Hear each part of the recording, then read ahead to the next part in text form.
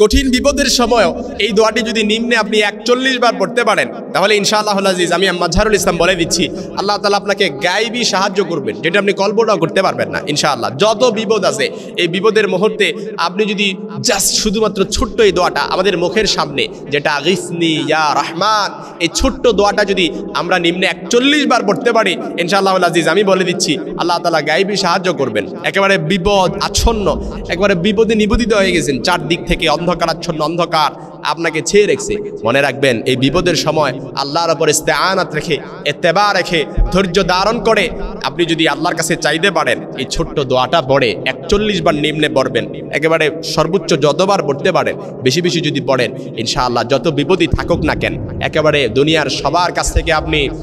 একেবারে সাহায্য পাওয়ার, আশা পাওয়ার, সহযোগিতা পাওয়ার আশা ছেড়ে দিয়েছেন, কিন্তু আল্লাহর কাছে পাওয়ার আশা আপনি ছাড়েন নাই। আল্লাহর ওপরে ইত্তেবা রেখে, তাওয়াক্কুল রেখে আপনি যদি কন্টিনিউ নিম্নে ৪১ বার পড়তে পারেন ইনশাআল্লাহুল আজিজ আমি বলে দিচ্ছি আল্লাহ তাআলা গায়বী সাহায্য করবেন। বিশেষ করে আমার জীবনের এরকম বহু ঘটনা আছে যে আমি আল্লাহ তাআলার কাছে দোয়া করার সময় আমার মনের ভেতরে কেন জানি আমি যখন কোনো দোয়া করি, আমি আল্লাহ তাআলার কাছে দোয়া করার সময় এটা মাথার মধ্যে চিন্তা রেখে দোয়া করি ইনশাআল্লাহুল আজিজ আমার দোয়াটা আল্লাহ তাআলা অবশ্যই কবুল করবেন। কেন জানি আমার মনে হয় আমি যখন দোয়া করি আমার কাছে মনে হয় যে আল্লাহ তাআলা আমার দোয়াটা, আমি যখন দোয়াটা যেই জন্য করছি অবশ্যই আল্লাহ তাআলা আমার দোয়াটা অলরেডি কবুল করে দিয়েছেন। আমার কাছে এটা অলরেডি মনে হয়। এই জন্য কেউ যখন দোয়া করে তার ভেতরে যদি থাকে যে আল্লাহ তাআলা অবশ্যই আমার দোয়াটা কবুল করবে, স্বয়ং নবীজি সাল্লাল্লাহু আলাইহি সাল্লাম বলেছেন দোয়া কবুল হওয়ার প্রাথমিক আলামত এবং শর্তই হচ্ছে বান্দা যখন দোয়া করে তার মনের ভেতর এই ইত্তেবা রাখবে, এই তাওয়াক্কুল রাখবে যে আমার দোয়াটা অবশ্যই আল্লাহ তাআলা কবুল করবে। আর আপনি যখন দোয়া করেন আপনার ভেতরে যদি এটা চিন্তাধারা থাকে, এই টেনশনটা থাকে যে আমি দোয়া করছি আল্লাহ কবুল করলে করলো, না করলে নাই, আর আমি না খান্দা গুনাহগার মানুষ, জীবনে তো কম গুনাহ করছি না, আমার দোয়াকে আল্লাহ তাআলা কবুল করবেন, এই অ্যাটেনশন যদি আপনার ভেতরে থাকে, এই ইন্টেনশন থাকার কারণে আপনি প্রথমেই আপনার উপরে আল্লাহর প্রতি তাওয়াক্কুলটা কমে গেছে, যার কারণে দোয়াটা কবুল হয় না। এই জন্য যেই দোয়াটা করেন না কেন সর্বপ্রথম আপনার ভেতরে ইন্টেনশন থাকবে যে অবশ্যই আল্লাহ তাআলা আমার দোয়াটা কবুল করবে, যেন কবুল হয়ে গেছে। সুবহানাল্লাহ, মুস্তাজাবুদ দাওয়ার মতো আল্লাহ তাআলা দোয়াটাও কবুল করে নেবেন। সুতরাং যত বিপদই থাকুক না কেন, মামলা মোকদ্দমায় জড়িয়ে আছেন, ঋণে জর্জরিত আছেন, কোমর বাঁকা হয়ে গেছে, সোজা করতে পারেন না, মেরুদণ্ড বাঁকা হয়ে গেছে, পেছনে যে কেউ ঠেস দিয়ে আপনাকে উঠাবে এরকম মানুষও নাই, কারণ আপনি ছাড়া আপনার পরিবারে আর কোনো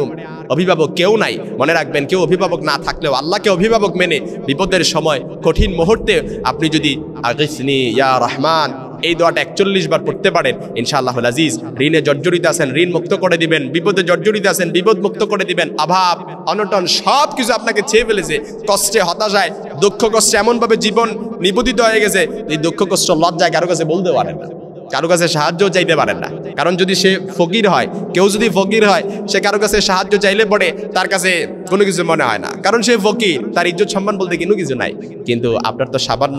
ইজ্জত সম্মান আছে, আত্মসম্মান বোধের কারণে এই দুঃখ কষ্টে জীবন নিবেদিত হচ্ছে, দুঃখ কষ্টে জীবন পার করতেছেন, কিন্তু লোক লজ্জার ভয়ে কারো কাছে বলতে পারেন না। মনে রাখবেন কারো কাছে বলা লাগবে না। আপনি যদি নিম্নে ৪১ বার দোয়া কবুলের সময়গুলোতে, বিশেষ করে জোহরের আগ মুহূর্তে, মাগরিবের আগ মুহূর্তে, আজান এবং ইকামতের মধ্যবর্তী সময়ে, বিশেষ করে তাহাজ্জুদের সময়, শেষ রাতে আপনি যদি আল্লাহর কাছে ৪১ বার এই দোয়াটি পড়তে পারেন, আগিসনি ইয়া রহমান, আগিসনি ইয়া রহমান, এই দোয়াটা পড়তে পারেন ইনশাআল্লাহ আমি মাজহারুল ইসলাম কনফিডেন্স এবং আত্মবিশ্বাসের সাথে বলতে পারি আল্লাহর হাবিব সাল্লাল্লাহু আলাইহি সাল্লামের কথাও কখনো মিস হতে পারে না। নবীজি সাল্লাল্লাহু আলাইহি সাল্লাম বলেছেন বান্দা যখন দোয়া কবুলের সময়গুলোতে আল্লাহকে এমনভাবে ডাকে যে ডাকগুলো শুনলে পড়ে আল্লাহ তাআলা বান্দাকেও ফিরিয়ে দিতে লজ্জা পান। সুতরাং আপনি যখন দোয়া কবুলের সময়গুলোতে এই একেবারে ভ্যালুয়েবল দোয়াগুলো,